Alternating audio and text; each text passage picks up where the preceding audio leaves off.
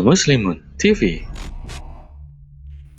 Alhamdulillah, summa alhamdulillah, wa la ilaha illallah, Allahu akbar. Alhamdulillah rabbil alamin, salatu wassalamu ala asrafil anbiya'i wal mursalin wal imamil muttaqin wa ala alihi wa sahbihi wa man da'a bida'watil islam wa tazama bi tariqatihi wa tarassama khutah wa ja'ala lakidatan islamiyatan asasan li fikratihi wa lahkama syar'iyatan miqyasan li a'malihi wa masdaran li ahkamihi. Ashhadu an la ilaha illallah wa ashhadu anna Muhammadan abduhu wa rasuluhu la nabiyya ba'dah. Faqala Allah Ta'ala fi Qur'anil azim wa huwa asdaqul qailin, ya ayyuhalladzina amanu istajibu lillahi walir rasul idza da'akum lima yuhyikum. Alhamdulillah, subhanallah, wa la ilaha illallah, Allahu akbar. Allahumma arhamna bil Qur'an, amin ya rabbal alamin. Allahumma salli wa sallim wa barik ala Sayyidina Muhammad wa ala ali Muhammad. Alhamdulillah, segala puji hanya pantas dan hanya milik Allah, Rabb yang terus dan terus memberikan kita kesempatan untuk bertaubat atas dosa-dosa dan kesalahan yang kita lakukan, dan untuk berakus-rakus mengumpulkan bekal pulang kita menghadap Allah Subhanahu wa Ta'ala.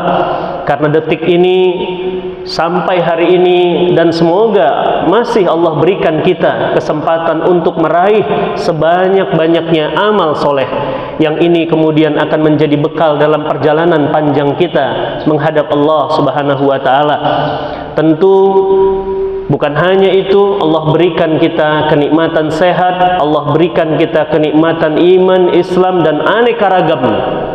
Tentu andai laut jadi tinta dan ranting-ranting pohon jadi pena, niscaya kita tidak akan pernah mampu menghitungnya, menulisnya. Beraneka ragam nikmat yang Allah berikan, mudah-mudahan kita dicatat Allah sebagai hamba-hamba yang selalu bersyukur.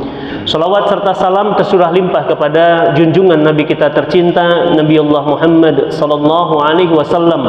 Semoga kita dan keluarga dan orang-orang yang kita cinta kelak akan mendapatkan syafaatnya di saat harta, tahta, kuasa tidak lagi mampu menjadi penolong kita.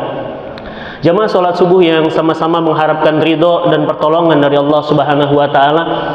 Pada pagi hari ini kita sama-sama bersyukur, bertambah syukur kita, karena setelah kita bersujud di subuh hari, waktu yang paling mulia, dan kemudian kita berada di bulan yang mulia, yakni bulan Zulhijjah, bulan yang dicintai Allah, bulan yang dipilih Allah. Di antara 12 bulan ada 4 bulan yang Allah pilih, yang kemudian derajatnya berbeda dengan bulan-bulan yang lainnya. Salah satunya adalah bulan ini, bulan Zulhijjah. Dan ada 10 hari di bulan Zulhijjah itu, meski sudah berlalu, harapan kita mudah-mudahan kita mendapatkannya, yakni 10 hari yang paling dicintai Allah, bahkan melebihi jihad fisabilillah. Sahabat bertanya, ya Rasulullah, melebihi jihad fisabilillah? Ya, kecuali kemudian orang itu pergi dan orang itu tidak akan pernah kembali. Ini yang kemudian maksudnya adalah syuhada, baru bisa mengalahkan derajat hebatnya 10 hari yang pertama. Mudah-mudahan 10 hari pertama di bulan Zulhijjah ini Allah Subhanahu wa Ta'ala terima sholat kita, terima saum kita, terima seluruh amal ibadah kita, dan ini menjadi bekal kita menjadi hamba-hamba Allah yang dicintai Allah Subhanahu wa Ta'ala. Jamaah yang dirahmati Allah, di subuh hari yang berbahagia ini kita akan coba melihat mengapa semakin banyak orang di media, semakin banyak orang hari ini semakin stres, semakin beban hidupnya semakin terasa semakin berat. Tapi mengapa sebahagian orang-orang yang lain tenang-tenang saja, bahagia ada bersamanya? Ada sebuah penelitian ya, yang terus kemudian diteliti di masyarakat barat. Karena di barat definisi happiness ya, atau bahagia itu adalah terpenuhinya kebutuhan-kebutuhan materi, kebutuhan-kebutuhan jasmani. Maka mereka heran, mereka terus meriset, mereka terus meneliti apa sebenarnya yang menjadi pusat kebahagiaan manusia. Jadi mereka bertanya-tanya, mencari jawabannya. Mengapa demikian? Karena mereka mendapati fakta bahwa teorinya semakin terpenuhi kebutuhan materi, semakin terpenuhi kebutuhan jasmani, maka seseorang itu harusnya semakin bahagia. Tetapi mereka bingung. Sepanjang berabad-abad mereka meneliti, terus meneliti, justru semakin penuh ya yang namanya kebutuhan materi terpenuhi, justru di negara-negara maju justru tingkat bunuh diri, tingkat depresi semakin meningkat. Jadi logikanya kebalik, Pak.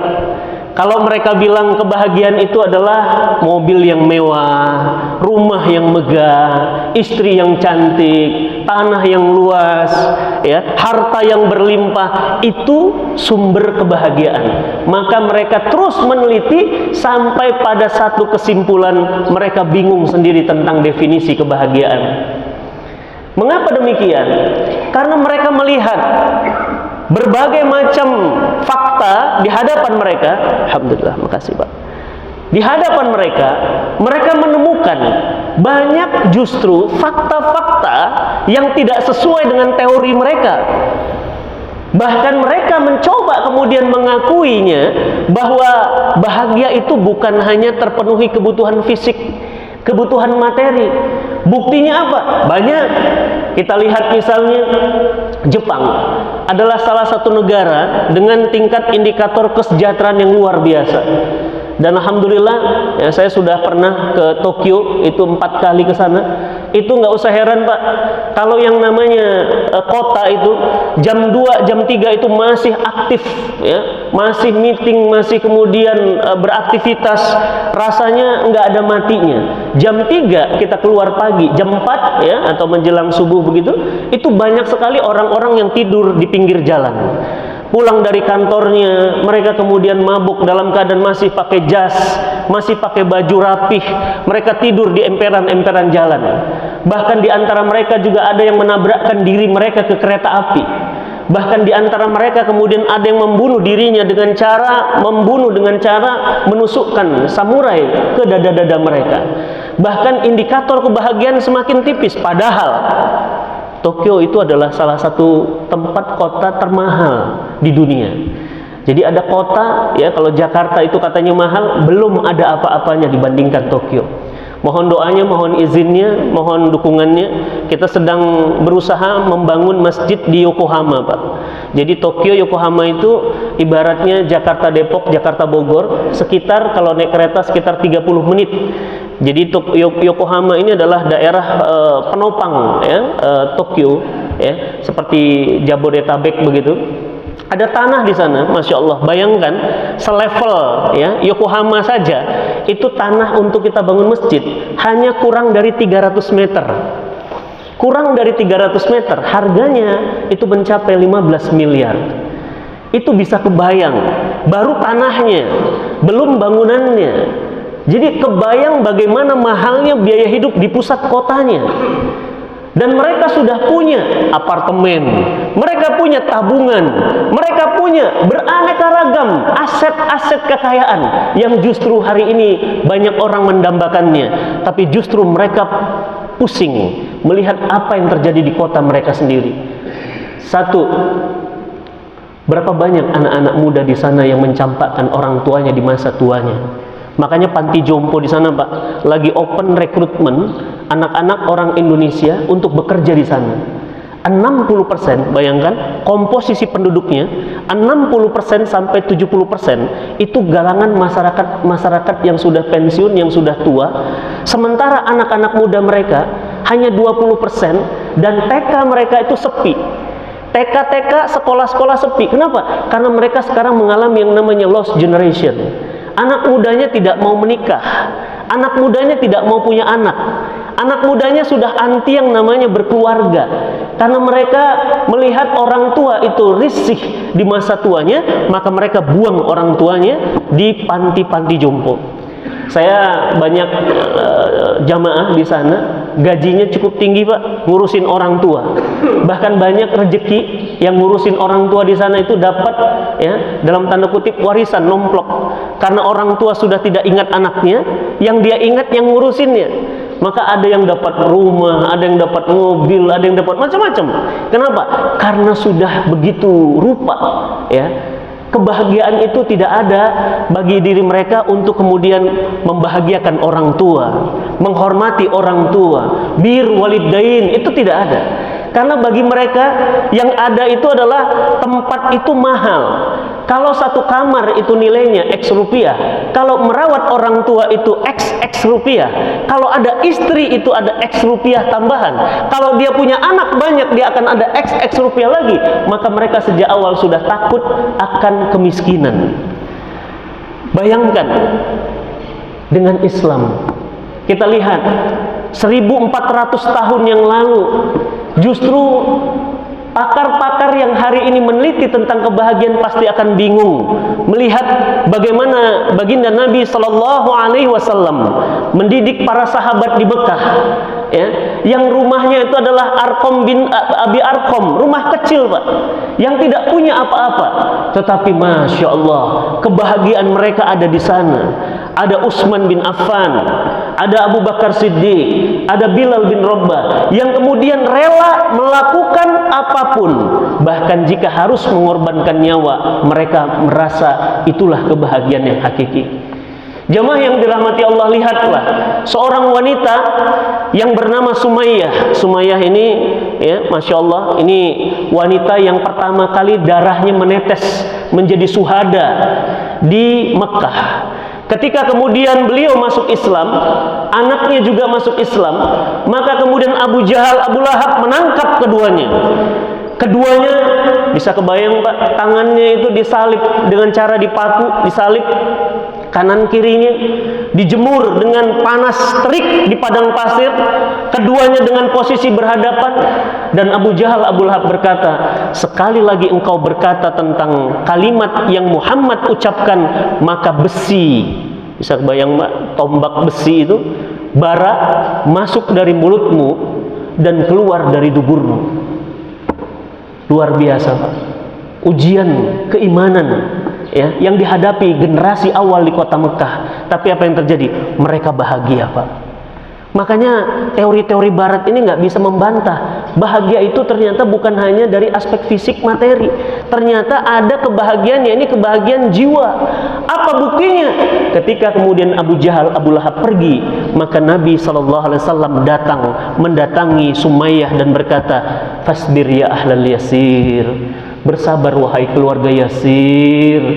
Nabi mencoba menenangkan Sumayyah yang dalam keadaan terik panas. Bayangkan kita dijemur di panas Pak. Sekarang siang panasnya luar biasa, belum seberapa dengan panasnya jamaah haji.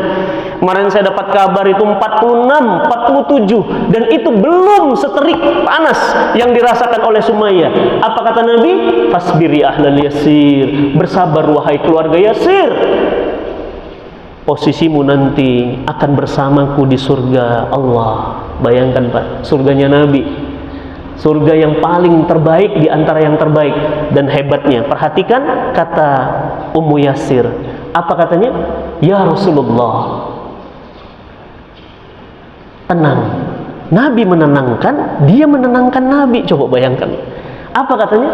Tenang ya Rasulullah, aku sudah melihat surga itu seperti aku melihatmu hari ini. Teori manapun gak bisa membantah bahwa ternyata bahagia itu kalaulah fisik dipaku, disalib, dijemur, mestinya tidak bahagia. Tapi apa yang terjadi? Tenang ya Rasulullah, aku sudah melihat surga itu seperti aku melihatmu hari ini. Artinya apa? Begitu bahagianya ketika kemudian dijanjikan puncak kebahagiaannya ini surganya Allah oleh Nabi. Justru dia mengatakan, aku sudah melihat surga itu seperti aku melihatmu wahai hari ini ya Rasulullah Sallallahu Alaihi Wasallam. Apa yang terjadi Pak? Abu Bakar dengan Nabi waktu itu tidak punya kekuatan apa-apa untuk membebaskan, maka kemudian ditinggalkan, hanya doa yang tertinggal. Apa yang terjadi? Maka kemudian sore harinya Abu Jahal dan Abu Lahab bertanya lagi, katakan Latta, Manat, Hubal.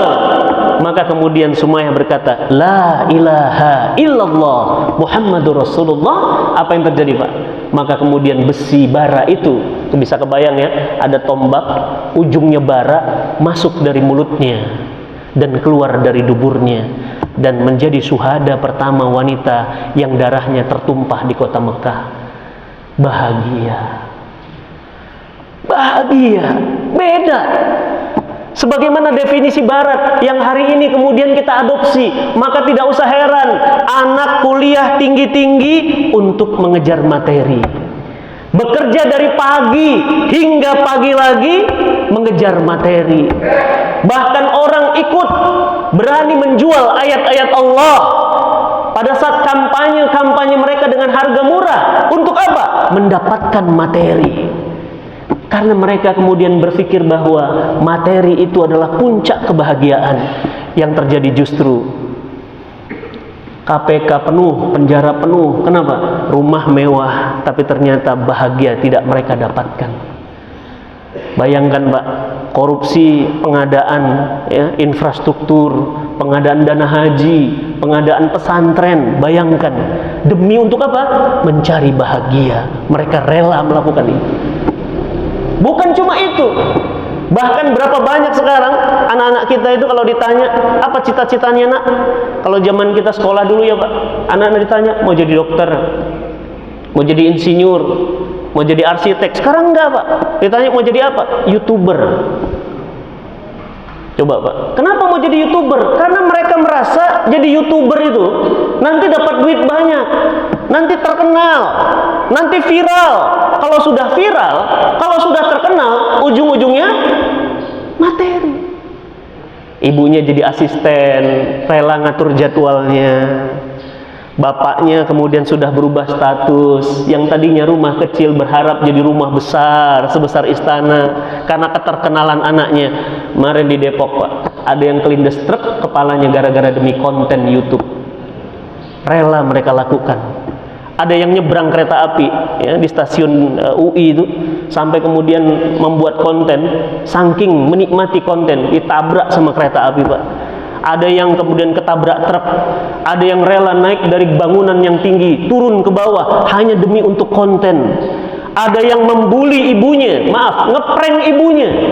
Ya, ini istilah anak-anak sekarang Pak ya, main-main sama ibunya. Dia pura-pura nangis, masuk rumah sakit, dia cerita kaki tangannya patah, ibunya meninggal dunia karena ibunya ada serangan jantung Pak. Itu dia lakukan demi untuk apa? Mendapatkan yang namanya materi. Dia rela, ya, dia rela melakukan. Bahkan berapa banyak wanita yang kemudian berlomba cantik, berlomba seksi, mereka upload di sosial media. Untuk apa? Mendapatkan yang namanya followers yang banyak. Kalau sudah followers banyak, mereka bisa jual diri. Satu kali kencan, 1 jam 65 juta, ada yang 112 juta, ada yang 200 juta untuk mendapatkan bahagia. Apa yang mereka dapatkan? Mereka mendapatkan penyakit kelamin seksual, AIDS, HIV/AIDS yang sekarang sedang meningkat. Mereka mendapatkan yang namanya gonor, kencing nanah. Mereka mendapatkan yang namanya kesengsaraan. Bahkan kita masih ingat banyak yang kemudian meninggal, bahkan dibunuh oleh kliennya pada saat kemudian berhubungan badan alias berzina, dan dia mati dalam keadaan berzina. Untuk mencari bahagia, orang rela melakukan apapun. Ayat-ayat Allah yang haram dihalalkan, ayat-ayat halal diharamkan demi mendapatkan kebahagiaan. Semua orang rela melakukan itu karena mereka tidak mengerti as-sa'adah. Kebahagiaan itu bukan semata-mata terpenuhinya kebutuhan fisik, bukan semata-mata terpenuhi kebutuhan materi, tapi manusia terdiri dari ruhiyah dan jasadiyah. Jasadiyahnya bahagia, ruhnya tidak, maka ini yang kemudian menderita sepanjang hidupnya. Ruhnya bahagia, jasadnya tidak menjadi masalah karena ruhlah yang mengatur jasad. Lihat, berapa banyak di antara kita yang hanya berjalan kaki, engkre, bahagia Pak menuju masjid. Ya, Masya Allah. Apa kata Nabi? Tahukah kalian, andai umatku tahu dahsyatnya sholat subuh berjamaah, andai umatku tahu, mereka akan datang meskipun merangkak. Kenapa? Saking besarnya keutamaan dan kebahagiaannya Pak. Hanya dirasakan apa? Jiwa. Fisik mungkin tidak. Kalau barat beda, yang penting fisik. Rumah fisik, bonus fisik, gaji, fisik, warna kulit, fisik. Lihat Bilal, kulitnya hitam. Tapi kebahagiaan ketika kemudian ditimpa batu yang panas, diterik yang panas, apa katanya? Ahadun ahad, ahadun ahad. Bahagia, Pak. Nggak pernah dia menyesalinya. Bahkan apa kata Nabi? Aku sudah mendengar trompa kaki Bilal di jannahnya Allah. Orangnya belum wafat, telapak kakinya sudah masuk di surganya Allah. Bayangkan bahagianya. Bapak Ibu yang dirahmati Allah, maka teori-teori barat hari ini ya, yang kemudian mempengaruhi kita, orang tua kita, cara kita mendidik anak kita, itulah yang sekarang menjadi fokus kita. Anak rasanya kalau nggak kuliah nggak bahagia, apalagi nggak kuliah di luar negeri ya. Kemarin alhamdulillah ya, anak saya Pak nggak jauh-jauh TK-nya Al Muslim Pak ya, sini ada Pak Alek wisuda, saya di belakang liatin, happy Pak ya, nggak jauh-jauh. Bukan saya nggak mampu Pak, mungkin lebih dari TK Akbar juga saya mampu, tapi nggak gitu. Bahagia bagi saya ketika apa? Anak saya itu sering melintas masjid, mengantarkannya ke masjid, bukan dari sisi materi, bukan dari sisi materi. Anak saya dicek hafalan Qur'annya, alhamdulillah surah-surah pendek sudah selesai. Anak saya bisa ikut sholat berjamaah di masjid ini, bahagia rasanya, bahagia rasanya. Jadi bukan status sekolah, sekolahnya di mana? Harvard University, pulang-pulang lesbian Pak. Kuliah di mana? Curtis, Perth, wih keren. Pulang-pulang homoseksual. Kuliahnya di mana? Ini mah di Amerika Ustadz, Masya Allah. Baru pulang nih Ustadz dari Massachusetts, USA. Pulangnya Pak non-biner. Tahu non-biner Pak? Non-biner itu dia ditanya, dibilang laki-laki, dia bilang dia laki-laki, tapi dia juga mengaku dirinya perempuan. Coba bayangkan, non-biner. Bahkan kalau kita aplikasi, kalau anak-anak muda sekarang itu download aplikasi, itu ada pilihan Pak, laki-laki, perempuan, non-biner. Non-biner itu gimana? Ya dia laki-laki, dia sekaligus perempuan. Bayangin Pak, udah kayak ini apa? Cacing, hermaprodit. Dia jadi laki-laki, pada saat yang sama dia jadi perempuan. Coba bayangkan itu. Gimana kita nyolatkan dia kalau mati nanti? Allahumma firlahu atau firlaha? Firlahu hahaha. Nggak jelas. Kuliah tinggi-tinggi di Amerika, mendingan di Ibnu Khaldun Pak, mendingan di IPB, mendingan di Pakuan. Kenapa? Karena nggak bahagia itu nggak ada kaitan dengan status tempat, status jabatan. Berapa banyak saya ketemu Pak, maaf ya, jamaah tuh banyak di Jakarta Pak, mantan direksi BUMN ya. Dia bilang apa? Ustadz, saya ini sudah menjabat beraneka ragam posisi, udah pernah ditempatkan jadi dubes, udah pernah ditempatkan jadi atase. Ternyata apa? Nggak ada yang mampu mengalahkan kebahagiaan saya ketika bersujud kepada Allah langsung di depan Ka'bah Ustadz. Semua negara sudah saya kunjungi. Negara mana Ustadz sebutin yang saya belum pernah kunjungi? Semua sudah pernah, tapi nggak ada yang bisa mengalahkan saya ketika saya berhadapan dengan Allah langsung di depan pintunya, di depan multazam. Ketika air mata kami pecah menetes, ketika kemudian kami tersungkur tersujud, tidak ada bahagia yang bisa menggantikan itu semuanya.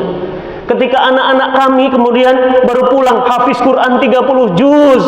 Bayangkan Pak, kita lihat anak wisuda aja di dunia udah seneng banget.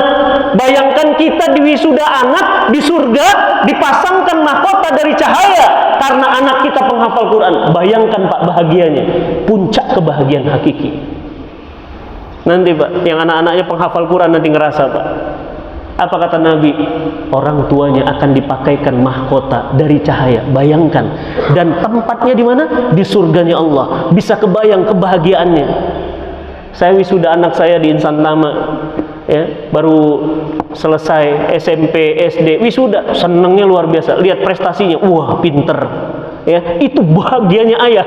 Apalagi sampai ketua yayasan manggil, ini anak dengan prestasi khusus, bahagianya Pak. Bayangkan, disaksikan malaikat-malaikat Allah, langsung Allah yang kemudian memakaikan mahkota cahaya. Bayangkan bahagianya Pak, bayangkan bahagianya. Itu yang namanya Pak, puncak kebahagiaan. Ketika apa? Seorang muslim itu menginjakkan kaki ke surga karena anak-anak mereka Dalam sebuah riwayat dikatakan, di riwayat Imam Tirmizi dikatakan, orang tua Pak, itu ada yang sudah sejengkal lagi masuk ke neraka jahanam. Bahkan dalam riwayat lain dikatakan apa? Sudah masuk ke neraka jahanam. Tiba-tiba Pak, mereka kaget. Kenapa kaget? Kenapa tempatku begini ya Allah? Bukankah kami tadi penduduk neraka jahanam? Apa yang terjadi Pak? Kebahagiaan hakiki ada di sana. Apa kata Allah? Ini karena doa dan istighfar anak-anak kalian untuk kalian. Anak Pak. Jadi kebahagiaan itu ketika apa? Memiliki anak yang soleh, memiliki istri yang solihah. Apa kata Nabi? Dunia ini perhiasan. Bayangkan Pak, timur ke barat, utara ke selatan, dunia ini perhiasan. Apa kata Nabi? Dan sebaik-baik perhiasan dunia adalah istri yang solihah. Berarti apa? Orang yang punya istri yang solihah di rumahnya, dia laki-laki terkaya di dunia Pak. Allahu Akbar. Mohon maaf, di sini banyak mungkin ayah-ayah saya, senior-senior saya, Masya Allah, saya baru 18 tahun Pak, berumah tangga, tapi punya istri solihah. Itu benar kata Nabi, nikahi wanita itu karena 4 perkara. Cantiknya boleh, kayanya boleh, keturunannya boleh, imannya, agamanya. Dan apa kata Nabi? Di antara 4 ini, apa kata Nabi? Nikahi dia karena agamanya, pasti kamu beruntung. Dan benar Pak, tenang rasanya, Masya Allah. Dikala orang sibuk ya memikirkan tentang dunia, dikala itu pula kemudian kita tentrem, setentram malam bersama istri yang solihah. Masya Allah. Ini yang nggak bisa didapatkan mereka yang mengajar dunia. Ganti selingkuh, yang rambutnya panjang pengen nyobain, yang rambutnya pendek udah nyobain, yang matanya sipit udah nyobain, yang matanya belok udah nyobain, yang laki ke laki juga mereka udah cobain. Mereka nggak dapatkan kebahagiaan Pak. Bayangkan, sampai tempat yang dilarang aja mereka tempuh Pak. Ya, liang tai, ya itu orang Pak ya, saking ingin mencari bahagia. Coba bayangkan, liang tai, tempat pembuangan, dikejar juga. Masya Allah, saya itu nggak kepikir, otak saya nalar itu nggak masuk Pak. Ya, ini di Padang barusan ya salah satu bupatinya ini sekarang malah ini Pak diadukan ke polisi karena beliau membongkar kasus ya incest ya ibu dengan anak, dan itu sudah bertahun-tahun dilakukan di ranah Minang, mayoritas Muslim. Bayangkan ya, sampai segitunya manusia hari ini untuk mencari yang namanya kebahagiaan, mereka harus injak-injak hukum Allah. Apa bedanya dengan anjing? Anjing aja masih malu sama ibunya, ini udah gak ada malu, ibunya sendiri, dan itu berulang kali. Bisa kebayang bagaimana kemudian tekanan jiwa ya, bagaimana kemudian batin yang hancur ya, laki-laki ke laki-laki. Bingung kita. Coba nanti sekali-kali Pak ngisi bensin, bilang sama tukang isi bensinnya, isinya dari knalpot gitu ya. Orang bensinnya bingung Pak, mungkin kita disemprot. Yang namanya tempat bensin, ada tempat bensin. Di mana ngisi bensin yang bahagia itu? Di tempat knalpot itu. Gimana ceritanya? Knalpot itu tempat pembuangan. Saking mencari bahagia Pak, bayangkan. Padahal bahagia itu sesederhana itu. Melihat anak, Masya Allah, ikut kajian, melihat istri yang rambutnya sudah memutih, melafazkan kalimat-kalimat Allah di sisa-sisa hidupnya. Melihat kemudian anak-anak kita Pak, Masya Allah ya, kemudian mereka punya anak lagi, punya cucu-cucu yang soleh dan soleh. Bahagianya Allahu Akbar walillahil hamd. Ini yang Barat nggak dapatkan. Makanya mereka bilang apa? Kebahagiaan itu adalah terpenuhinya kebutuhan jasmani. Maka nggak usah heran, semuanya ngejar itu, ngejar materi, ngejar popularitas, ngejar ketenaran. Ya, kalau di anak-anak muda hari ini, apa standar orang itu mulia Pak? Followernya banyak. Jadi makanya kalau dia punya sosial media, apa Instagram apa, tinggal dilihat aja berapa Instagramnya follower. Wah, jutaan, centang biru. Wah, ini orang paling bahagia, padahal orang paling menderita. Ya? Orang yang miskin tuh gimana? Orang yang nggak bahagia gimana? Yang sosial medianya kecil, yang nggak terkenal, ya? Itu berarti orang yang nggak paling bahagia. Kenapa? Karena setiap orang hari ini punya media masing-masing. Orang bisa ngomong apa aja dan orang bisa melakukan apa aja. Dulu Pak, kalau kita mau ya nonton video atau hal-hal yang sifatnya pornografi, harus ke bioskop. Harus dilihat orang banyak. Nonton di bioskop, judulnya Ranjang Ternoda. Apalagi Pak, zaman-zaman itu filmnya ya. Nah, ngesot, suster ngesot 1, suster pocong hantu datang bulan 1, hantu datang bulan 2, macam-macam Pak film-film itu. Sekarang berubah Pak, jadi apa? Kaset berubah jadi CD. CD sekarang udah nggak ada. Laptop udah tipis-tipis Pak, segini-segini, udah nggak ada CD. Dulu kita laptop tuh ada CD, untuk apa? Bisa nonton apapun. Sekarang lebih bahaya. Kenapa? Wifi Pak. Lebih mengerikan kondisi hari ini.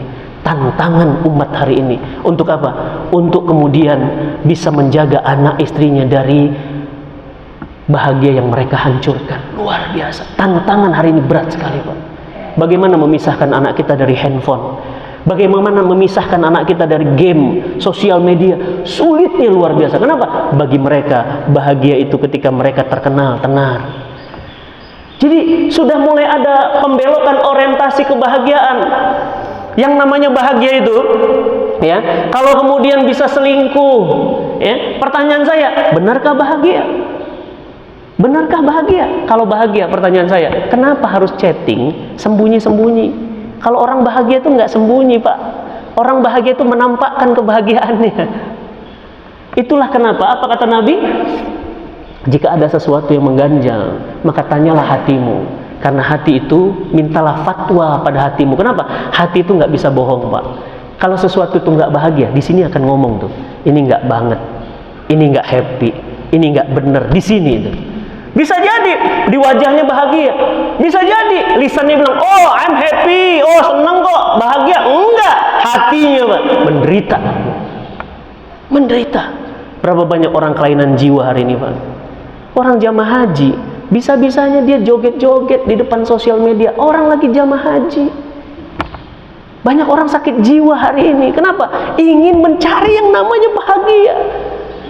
Kalau kata pepatah Arab itu apa Pak? Kalau ingin ya terkenal, kencingi aja sumur Zam-Zam. Terkenal. Artinya apa? Rela lakukan apapun demi yang namanya tenar Pak. Kenapa? Karena nanti kalau tenar itu happy. Ya.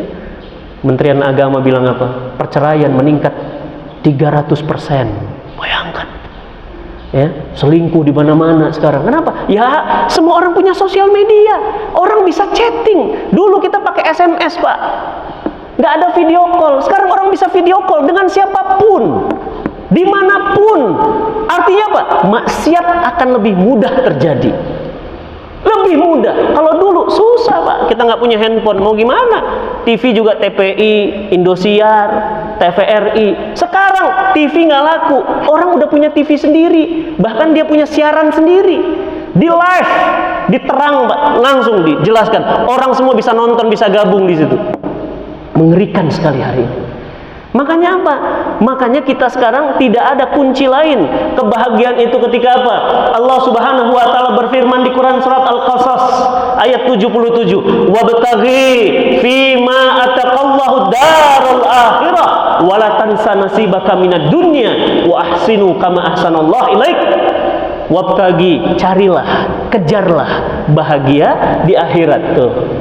Wala tansa, kata Allah. Tuh, Masya Allah ya, Islam ini agama yang fitrah, masuk akal. Apa kata Allah? Kejar bahagia untuk akhiratmu. Tapi apa? Wala tansa, tapi jangan lupa nasibaka minat dunia. Nasibmu juga, bahagiamu juga harus kamu dapatkan di dunia. Apa kata Allah? Wala tabghi fasad fil ard. Jangan buat kerusakan di muka bumi. Innallaha, sesungguhnya Allah sangat benci dengan orang yang berbuat kerusakan. Tebang pohon sembarangan, buang sampah sembarangan, buat polusi alam. Masya Allah, ini tadi malam gempa Jogja ya Pak. Sementara sisi lain di kutub utara ya sudah terdapat kenaikan air. Kenapa? Karena terjadi pemanasan global yang luar biasa. Jadi air-air itu sudah mulai banyak gletser es yang sudah mulai mencair, sudah naik di atas 15 cm air di permukaan bumi. Bisa kebayang nasib manusia. Kenapa? Demi kebahagiaan sekelompok orang rela menghancurkan orang lain. Udah nggak peduli, Pak. Nggak peduli. Bogor, saya tanya sama senior-senior yang tinggal di komplek kita, yang masuk sini tahun 90-an, 80-an, saya tanya, gimana Pak Bogor? Waduh Pak Ustadz, Bogor tuh nikmat banget, dingin, ya, nyaman. Sekarang lihat Bogor Pak, wah, Allahu Akbar, air bersih Pak semakin langka. Ya, ternyata kemarin ada penelitian katanya 1 dari 2 orang Indonesia tidak mendapatkan akses air bersih. Nggak layak minum, nggak layak pakai. Udara sekarang Pak, coba lihat berapa kali media memberitakan apa, Jabodetabek udaranya tidak layak hirup, nggak layak hirup. Bayangkan kalau ini sudah, kenapa? Ya karena orang sudah egois, mengejar bahagia, merusak dunia, ya, kejar produksi terus, nggak peduli mau iklim hancur kek, mau anak-anak rusak kek, yang penting gue dapat dolar dari konten, rela Pak. Bayangkan orang Pak sekarang sudah tidak ada peduli lagi tentang namanya mencari bahagia hakiki. Makanya Islam itu doa kita Pak, tadi setelah siap doa, saya pasti yakin Bapak Ibu pasti berdoa itu, Rabbana atina fid dunya hasanah wa fil akhirati hasanah wa qina azabannar. Kenapa? Puncak kebahagiaan seorang mukmin bukan hanya fid dunya hasanah wa fil akhirah hasanah wa qina azabannar. Puncak kebahagiaannya ketika apa? Terbebas dari api neraka. Para sahabat bertanya, "Ya Rasulullah, tolong jelaskan kepada kami seperti apa siksa neraka yang paling ringan agar kami ada gambaran tentangnya." Nabi di masjid nggak jawab Pak, karena belum dapat wahyu, pulang.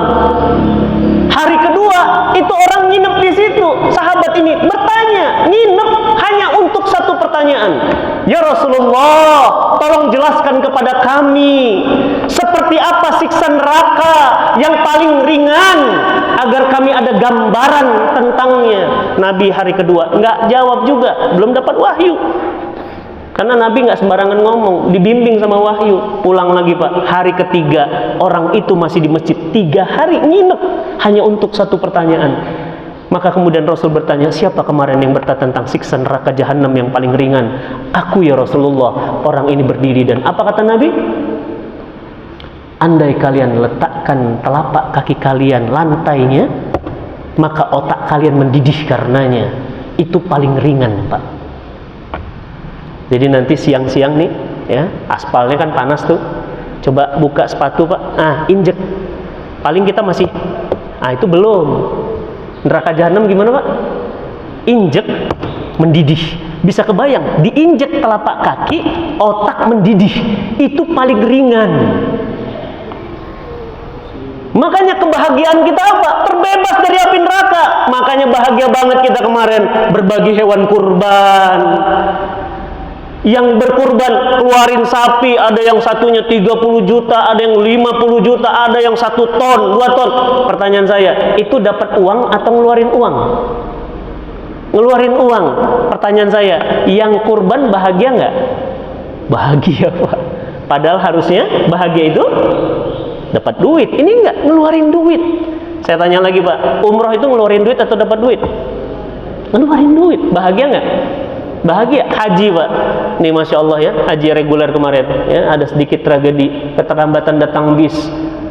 Tapi saya tanya, Alhamdulillah Ustaz, di tengah panas yang terik, cuma modal air putih Ustaz, selesai Ustaz, tenang rasanya. Bis lama datang Bu, jadi bayangkan ribuan jamaah terlambat diambil, itu panasnya luar biasa. Kebayang, nggak punya apa-apa.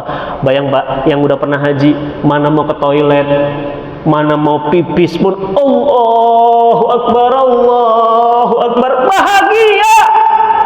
Bahkan kalau boleh tahun depan ditanya, "Mama, Papa, mau berangkat haji lagi?" Apa kata orang tuanya? Mau.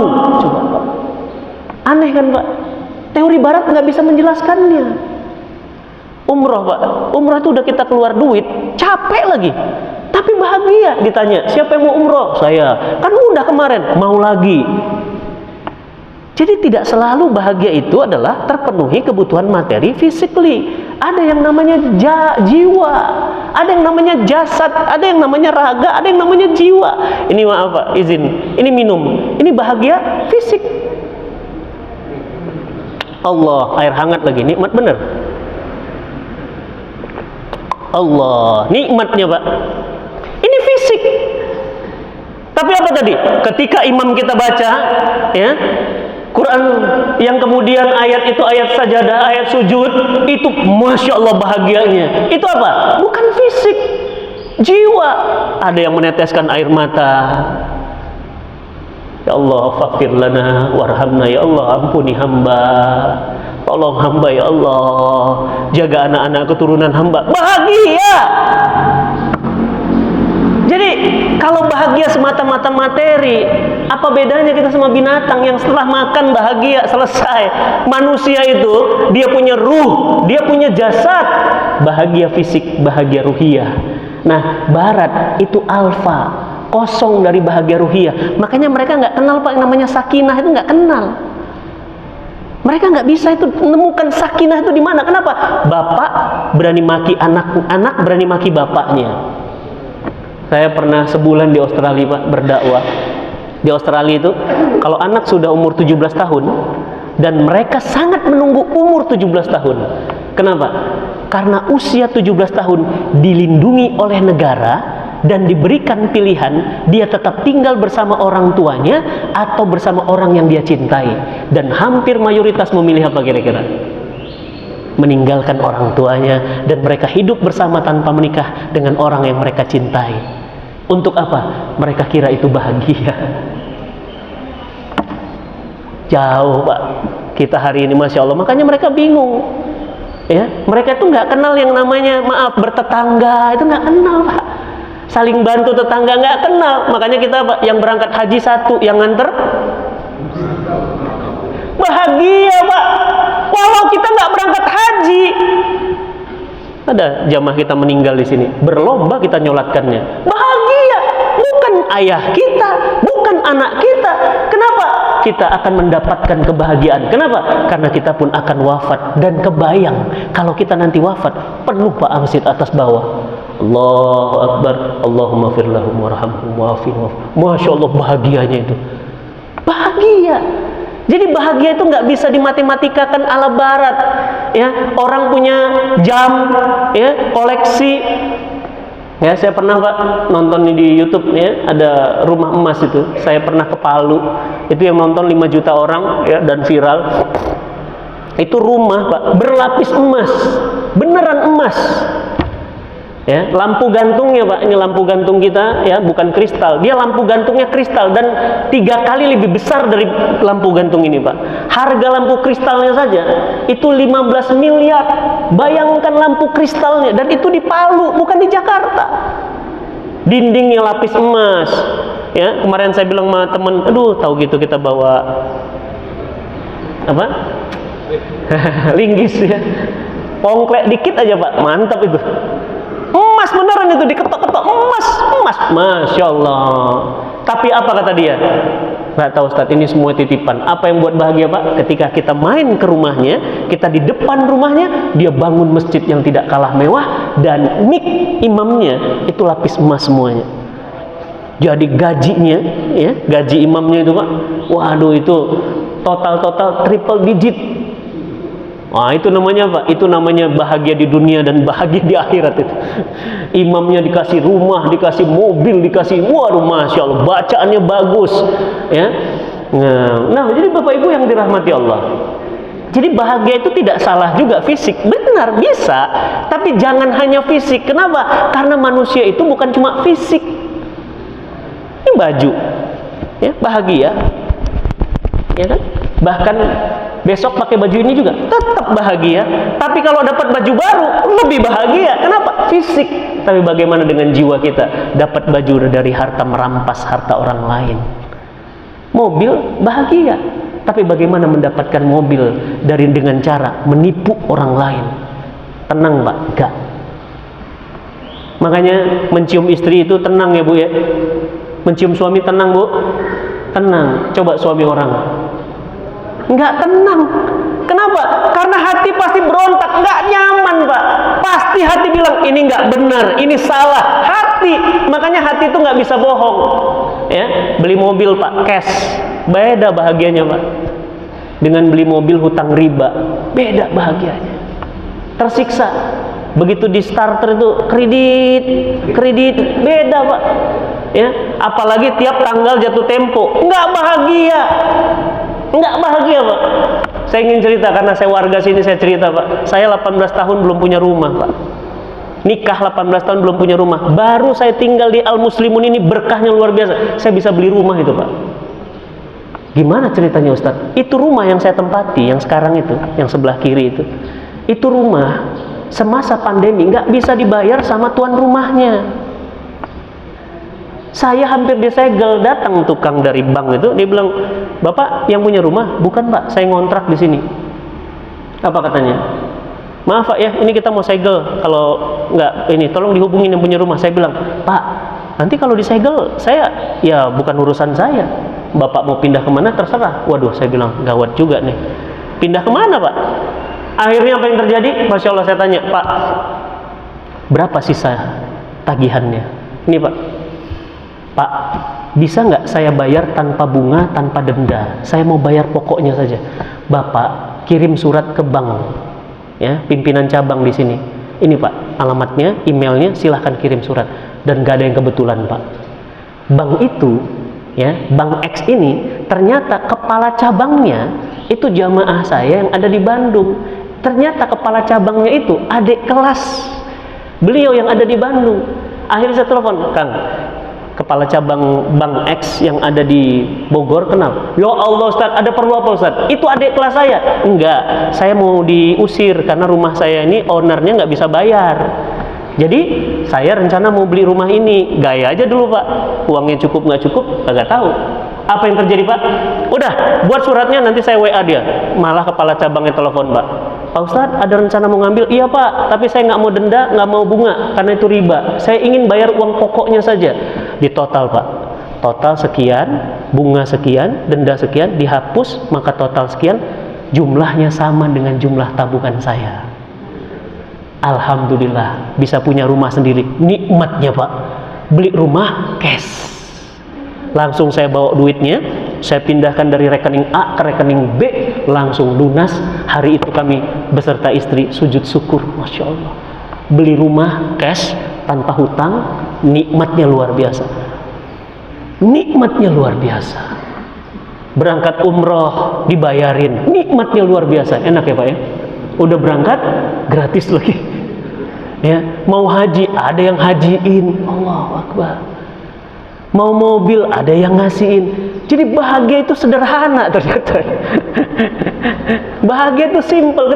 Ketika mau, ada yang ngasih. Masya Allah. Dan nggak haram Pak, alhamdulillah. Mobil, ya, nggak riba. Rumah, nggak riba. Emang kenapa Ustaz? Emang riba itu nggak bahagia? Saya riba bahagia Pak. Sekarang pertanyaan saya Pak, simak hadis riwayat Imam Muslim. Di mana bahagianya? Pintu dosa riba itu 73 pintu. Bayangkan, pintu masjid kita nggak sampai 73 pintu. Pintu riba dosanya ada 73 pintu. Dosa yang paling ringan seperti berzinah dengan ibu kandungnya sendiri. Pertanyaan saya, berzinah itu dosa besar. Ini zina sama ibu kandung. Pertanyaan saya, bahagianya di mana? Baca Quran surat Al-Baqarah 275, 278. Itu ayat tentang riba. Apa kata Allah? "Ya ayyuhalladzina amanu ittaqullah." Wahai orang yang beriman, bertakwalah kepada Allah. Tinggalkan riba yang belum kalian pungut jika kalian mengaku orang beriman. Fa illam taf'alu, jika kalian tetap makan riba, maka Allah akan memerangi kalian. Pak, perang lawannya Allah. Di mana ada pasukan yang menang, perangnya melawan yang menciptanya. Apa kata Allah? Jika kalian tetap makan riba, berarti kalian menantang perang Allah dan Rasulnya. Kita ini siapa Pak? Berani perang lawan Allah dan Rasulnya? Siapa itu? Pemakan riba. Riwayat hadis Bukhari, apa katanya? Nabi SAW bersabda, 1 perak Awas Pak, 1 perak, bukan 1000 perak, bukan 100.000 perak, 1 perak makan uang riba, dosanya lebih besar dari 36 kali zina. Beli rumah Pak, cash, sabar. Dari mulai apa itu, patung ayam, tahu patung ayam Pak ya? Komplek IPB Patung Ayam. Jadi kalau keluar tol Baranang Siang kan ada yang belok kiri itu. Nah itu namanya Patung Ayam Pak, yang dulu pernah jadi kantor Partai Demokrat. Nah itu di situ saya ngontrak Pak, rumah kecil. Masya Allah, bapak ibu saya bilang, kamu betah di sini. Kamar 1, kamar mandi 1, dak, panasnya luar biasa. Seberangnya kuburan Pak, enak. Jadi begitu bangun pagi ingat mati, begitu pagi ingat mati.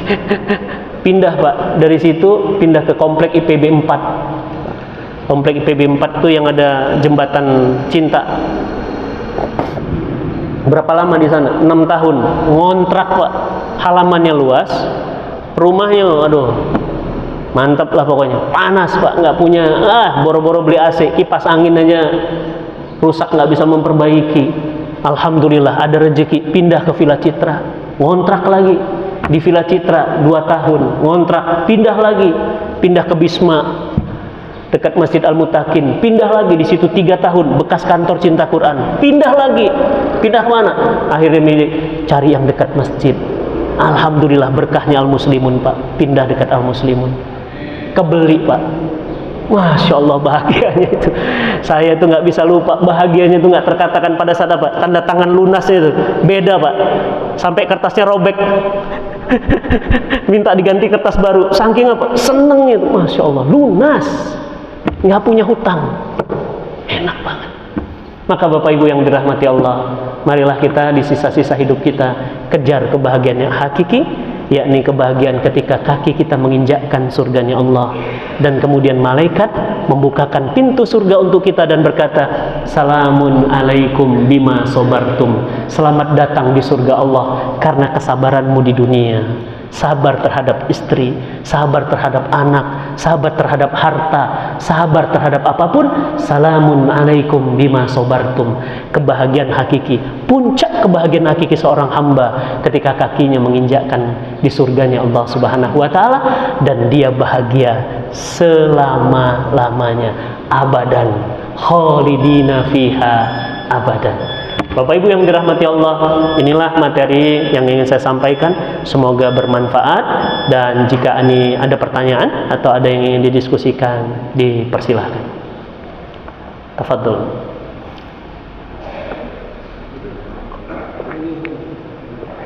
Ya Pak.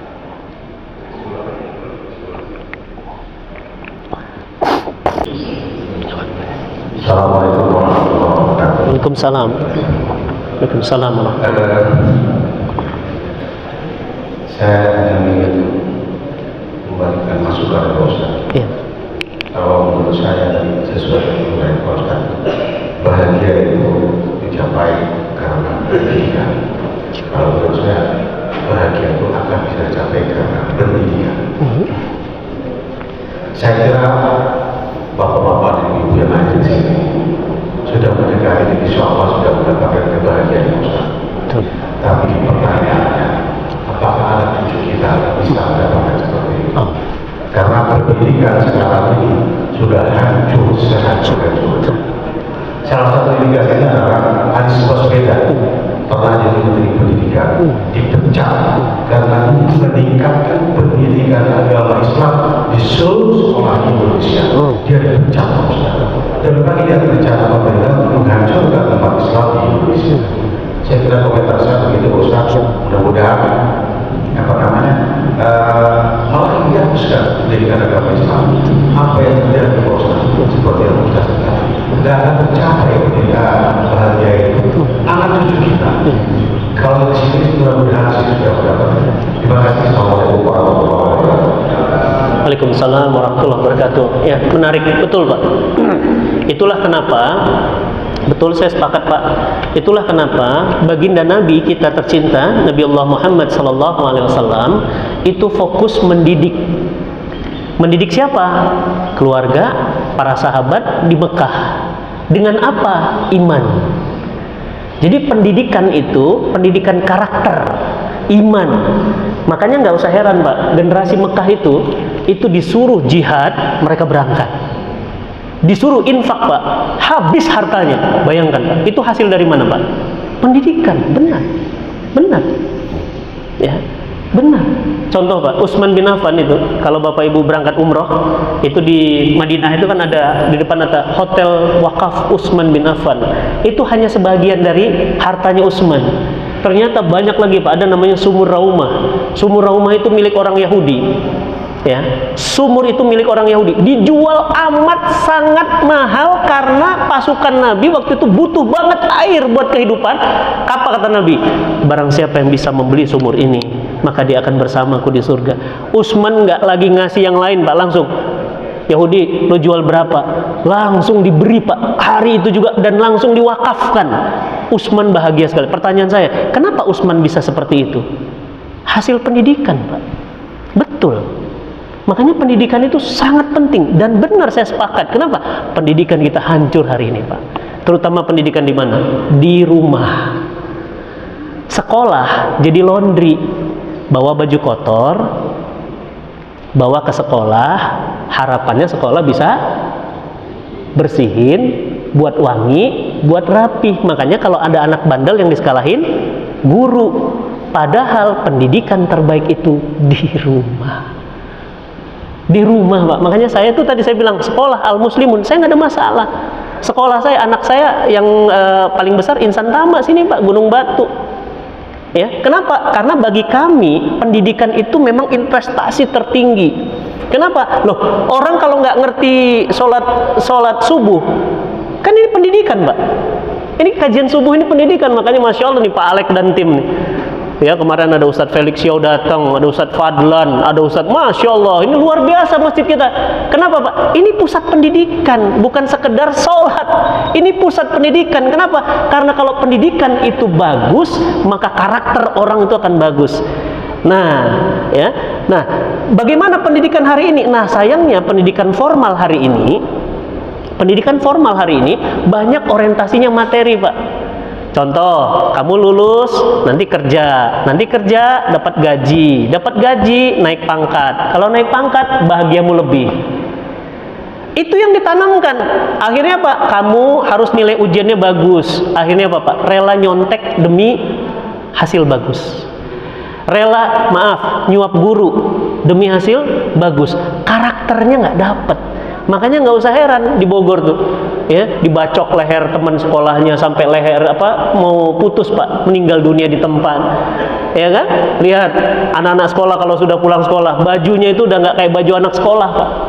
Itu di mana? Berarti pendidikannya tidak berbasis iman, tidak berbasis kekuatan keimanan, keislaman. Sehingga apa? Sekolah hari ini jadi sesuatu yang sangat-sangat aneh Pak. Orang kuliahnya makin tinggi, kok makin biadab, makin berani sama orang tua. Saya Pak, generasi kami, generasi ayah saya dididik. Bapak saya melotot aja gini, saya udah nggak berani natap Pak. Anak sekarang coba berani Pak. Ini barusan saya baca berita, kejam banget. Orang anak bunuh orang tuanya dengan cara yang sangat mengenaskan. Luar biasa. Itu pertanyaan dari mana? Karakter pendidikan. Saya dididik ayah ibu saya, Masya Allah. Jangankan melotot sama bapak, ngomong kasar nggak bisa saya ngomong. Bodoh, nggak pernah Pak. 44 tahun saya hidup di dunia, nggak pernah saya bentak orang tua saya. Kenapa? Hasil pendidikan. Makanya pendidikan itu penting. Ya, jadi bismillah ya Pak. Ini pendidikan formal tentu ada Pak. Nah, ini jenjang sekolah. Tapi ada pendidikan informal. Nah, ini sekarang. Makanya nanti Pak ada rezeki main ke pesantren kami di Bintaro. Jangan kaget ya, anak-anak santrinya Masya Allah Pak, adab-adabnya luar biasa. Nggak berani dia, ya. Kita itu belum duduk, dia duduk, nggak berani. Kiainya belum minum, dia nggak berani minum. Adab. Dididik adab, baru ilmu. Nah kalau sekarang ilmu Pak, ilmu dulu, adab nggak ada. Makanya nggak ada adabnya. Ya, kalau orang-orang ya para ulama dulu Pak, Masya Allah, adab dulu baru ilmu. Ini mah enggak, ilmu dulu, nggak belajar adab. Makanya jadi biadab. Ya, lihat, udah tahu dia orang sholat, rung, itu kan nggak ada adab, Pak. Ini masjid, adab itu nggak ada. Padahal tujuan negara apa? Menciptakan manusia yang adil dan beradab. Tapi hilang, Pak. Jadi nggak nyambung antara visi dengan misi, itu nggak nyambung. Salah satunya apa? Ya tadi, pendidikan karakter hilang, diganti dengan sekolah-sekolah yang mewah, mahal, tapi kosong dari nilai-nilai adab. Nggak ada. Ya, Masya Allah. Ya, makanya hebat ya Pak, para ulama dulu itu. Imam Hambali, ya, mazhab Hambali itu menegur muridnya hanya gara-gara muridnya itu di tempat yang panas, gurunya di tempat yang dingin, di pohon. Jadi muridnya disuruh berjemur, gurunya berteduh di tempat panas. Dia ngelihat muridnya Imam Hambal, Pak, lihat Pak, adabnya. Bukan ditegur di depan publik. Itu muridmu kepanasan, kamu di bawah pohon. Nggak gitu Pak, Masya Allah. Malam didatangi, pakai baju gelap, di tengah malam yang gelap, pelan-pelan datang ke rumahnya. Tok, tok, tok, tok, tok, tok, tok, tok, tok. Assalamualaikum, waalaikumsalam. Dibuka pintu, kaget Imam Hambal datang Pak. Bayangin, imam besar. Mazhab Imam Hambali. Apa yang terjadi? Wahai guru, ada apa? Boleh aku masuk? Boleh. Lihat Pak, aku cuma ingin mengingatkan, tadi muridmu dibiarkan berjemur di panas, sedangkan engkau berteduh di tempat yang dingin. Bayangkan Pak, hanya untuk itu adabnya itu, Masya Allah. Ulama besar, lah kita ini ilmunya kaleng-kaleng, nggak punya adab. Jauh Pak, jauh. Lihat Pak, Imam Syafi'i, ya, dengan Imam Hambali, guru murid. Ketika Imam Syafi'i itu kemudian kunut, Imam Hambal yang tidak kenal kunut, tidak mau kunut. Begitu selesai ditanya, bukankah engkau mengambil pendapat begini dan begitu tentang kunut? Apa katanya? Karena aku memuliakan guruku. Masya Allah. Ikut Pak, kunut. Lah kita ini nggak punya ilmu, petentengan. Dalil nggak tahu, petentengannya duluan. Itu kenapa? Karena ilmu nggak menghasilkan adab. Adab itu nggak didepankan dari ilmu. Nah, jadi memang kita prihatin Pak, kondisi persekolahan kita hari ini nggak di mana-mana, ya, sekolah yang justru menghasilkan anak-anak yang materialistik, materialisme, dan tidak menghasilkan anak-anak yang punya spiritual yang baik. Wallahu a'lam bishawab. Mudah-mudahan anak-anak keturunan kita mendapatkan pendidikan terbaik, terutama di rumah-rumah kita. Tafadhol, ada lagi yang ingin menambahkan mungkin atau diskusi? Cukup? Alhamdulillah, Pak Alek bilang cukup, selesai semua. Jazakumullah khairan Pak Alek dan tim. Masya Allah, masjid kita makmur, masjid kita menjadi masjid peradaban umat. Saya senang sekali dan mudah-mudahan kita bisa terus menjaga istiqomah. Dan mari kita tutup sama-sama dengan doa. Mudah-mudahan doa kita doa yang diijabah Allah Subhanahu wa taala. Mari kita sama-sama istighfar. Astaghfirullahalazim. Astaghfirullahalazim. Astaghfirullahalazim. Allazi la ilaha illa huwal hayyul qayyum wa atubu ilaih. Innallaha wa malaikatahu yusholluna 'alan nabi. Ya ayyuhalladzina amanu sallu 'alaihi wa sallimu taslima. Allahumma rabbana zalamna anfusana wa illam taghfir lana wa tarhamna lanakunanna minal khasirin. Ya Allah, ampunkan dosa dan kesalahan kami ya Allah. Bimbing langkah kami, bimbing rumah tangga kami, bimbing negeri kami ya Allah. Jauhkan kami dari azab-Mu ya Allah. Jauhkan kami dari penyakit-penyakit berbahaya. Allahumma inna nas'aluka ridhaka wal jannah wa na'udzubika min saqatika wan nar. Ya Allah, bahagia kami adalah ridha-Mu ya Allah. Anugerahkan kami ridha-Mu ya Allah sehingga kami mendapatkan bahagia yang hakiki. Allahumma rabbana ya Allah, jauhkan kami sejauh-jauhnya dari siksa api neraka. Allahumma rabbana hablana min azwajina wa dzurriyyatina qurrata a'yun waj'alil muttaqina imama. Ya Allah, ya Rahman, anugerahkan kami rumah tangga yang sakinah, mawaddah, warahmah, rumah tangga yang penuh dengan ketenangan, rumah tangga yang penuh dengan cinta, rumah tangga yang penuh dengan rahmah dan saling menyayangi ya Allah. Allahumma rabbana yarzuqna rizqan halalan thayyiban wasi'an mubarakan birahmatika ya aziz ya ghafurur rahim. Ya Allah, bukakan pintu-pintu rizki untuk kami ya Allah. Andai jauh dekatkan, andai sulit mudahkan, andai haram sucikan ya Allah. Allahumma rabbana ya Allah, afrik alaina sabran, berikan kami kesabaran, kuatkan kesabaran kami. Rabbana atina fid dunya hasanah wa fil akhirati hasanah wa qina azaban nar wa qina azaban nar wa qina azaban nar bi rahmatika ya arhamar rahimin. Subhana rabbika rabbil izzati amma yasifun wa salamun alal mursalin walhamdulillahi rabbil alamin. Al-Fatihah. A'udzu billahi minasyaitonir rajim. Bismillahirrahmanirrahim. Alhamdulillahi rabbil alamin. Arrahmanir rahim. Maliki yaumiddin. Iyyaka na'budu wa iyyaka nasta'in. Ihdinas siratal mustaqim. Siratal ladzina an'amta 'alaihim ghairil maghdubi 'alaihim waladdallin. Amin. Amin ya rabbal alamin. Jazakumullahu khairan wa afu minkum. Assalamualaikum warahmatullahi wabarakatuh.